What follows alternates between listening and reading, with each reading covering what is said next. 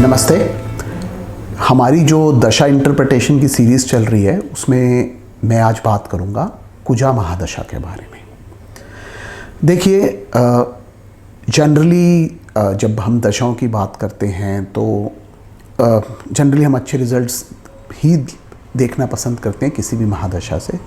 But ये जो मंगल की दशा है, जो कुजा की दशा है, ये एक दशा ऐसी है जिसको हमारे को बहुत ही ज़्यादा ध्यान से एनालाइज करना पड़ता है।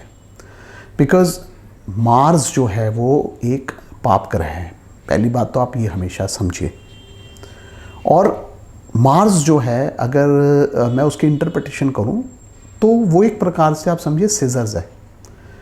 वो बहुत स्ट्रॉन्ग सेपरेटिव रिजल्ट्स देने की क्षमता रखता है और किसी भी घर के जो आपको बेनिफिट मिलने हैं किसी भी हाउस से, और उनको काटने की क्षमता भी रखता है। इसलिए जब भी हमें कुजा की महादशा को एनालाइज करना है, we have to be very careful while analysing this दशा। हमारे को हमेशा मंगल की प्लेसमेंट ध्यान से देखनी है और जो मंगल के अपने घर हैं उनकी क्या लॉर्डशिप है, मतलब वो किन घरों को रिप्रेजेंट करते हैं। स्पेशली अगर मार्स किसी कुंडली में छठे स्थान या 11वें स्थान का मालिक बन जाए तो we have to be very cautious. Because ऐसे केसेस में मंगल की जो दशा है वो डिजीज़, मिस हैपनिंग्स, एक्सीडेंट्स, ये सब चीज़ें देने की क्षमता भी रखता है। नॉर्मली जब भी मैं कोई वीडियो स्टार्ट करता हूँ तो I always start it on a good note. हमेशा मैं किसी भी प्लैनेट के बेनिफिट्स बताता हूँ, बट यहाँ पे मैंने नेगेटिव पॉइंट से स्टार्ट किया है। Because the reason is Mars के केस में आपको बहुत कॉशियस होकर चलना है जब भी उसकी दशा को एनालाइज करें। अब जैसे मैंने बताया कि इस तरह के नेगेटिव रिजल्ट्स देने की मंगल क्षमता रखता है, लेकिन यही क्रूर मार्स जो है ये सौम्य भी हो सकता है अगर मंगल के जो घर हैं या मंगल है उसके ऊपर बेनिफिक का एस्पेक्ट हो किसी भी चार्ट में। अगर मार्स के साथ बेनिफिक्स बैठे हों, जुपिटर हो, वीनस हो, या मार्स के हाउसेस जो हैं उनको अगर बेनिफिक प्लैनेट्स एस्पेक्ट्स कर रहे होंगे किसी भी चार्ट में, तो ये मंगल जो है सौम्य हो जाता है।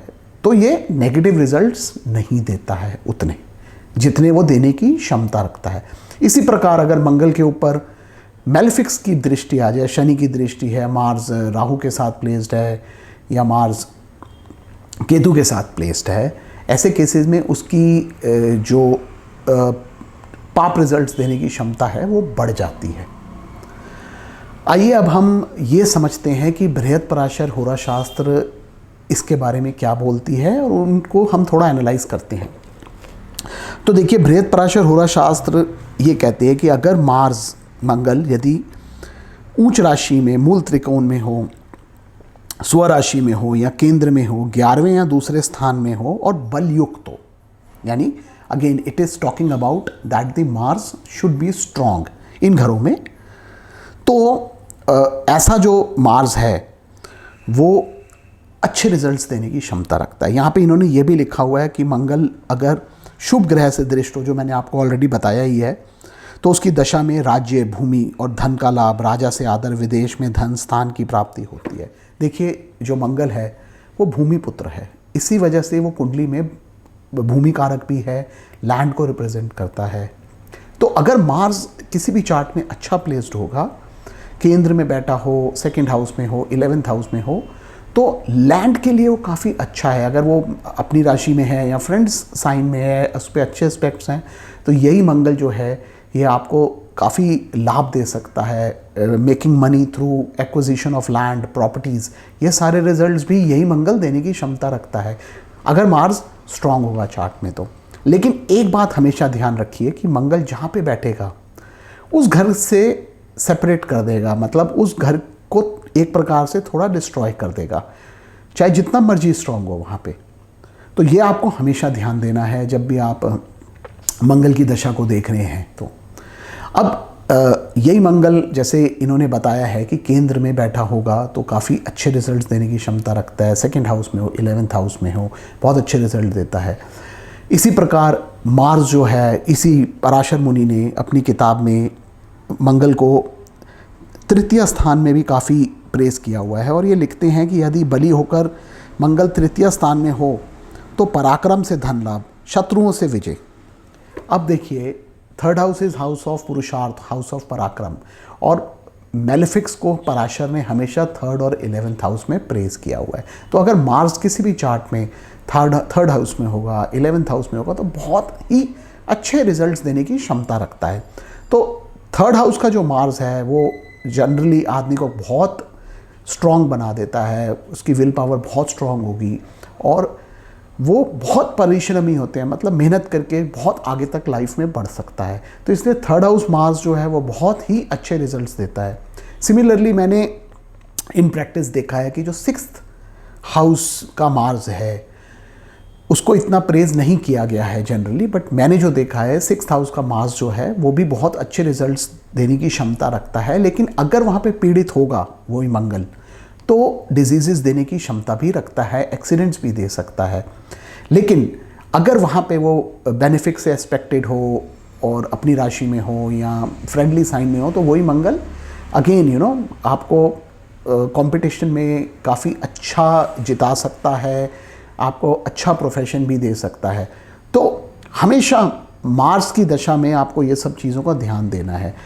8th का मार्स जो है वो कभी भी प्रेज नहीं किया गया है, वो अच्छा नहीं माना गया है, मिसहैप्स के लिए काफ़ी ख़राब होता है। तो अगर ऐसे केस में आपको किसी चार्ट में मार्स मिल जाए तो आपको हमेशा ध्यान देना है उसके ऊपर कि उस पर बेनिफिक एस्पेक्ट्स हैं, या उसकी बाकी डिविजनल चार्ट्स में क्या स्ट्रेंथ है, नवांश में उसको क्या स्ट्रेंथ मिल रही है, किस हाउस में प्लेस्ड है। सो अगर उसकी पोजीशन इंप्रूव हो रही है डिफरेंट डिविजनल चार्ट्स में, तो then the situation is improving, तो उतनी ख़राब नहीं होती है। इसीलिए मैंने जब ये वीडियो स्टार्ट किया था, I started it on a negative side, कि मंगल जो है वो आपको बहुत ध्यान से स्टडी करना है दशा को। लेकिन उसका मतलब ये नहीं है कि दैट द दशा would be completely bad. Overall अच्छी भी हो सकती है अगर उसके ऊपर एस्पेक्ट्स बेनिफिट्स के आ रहे हैं और उसकी प्लेसमेंट कैसी है मार्स की। तो हमेशा आपको ये चीज़ ध्यान देना है जब भी आप मंगल की दशा को एनालाइज कर रहे हों तो।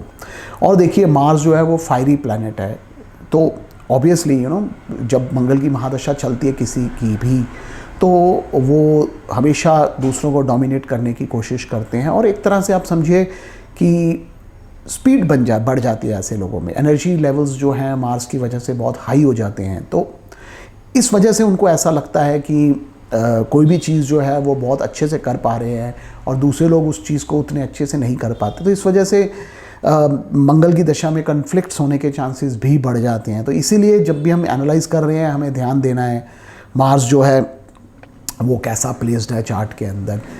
मंगल अगर 4th लॉर्ड के साथ प्लेस्ड हो और अगर एफ्लिक्टेड हो जाए तो ऐसे केसेस में व्हीकुलर एक्सीडेंट्स देने की भी उसमें क्षमता होती है।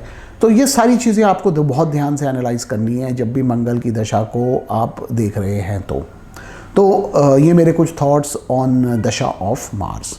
धन्यवाद।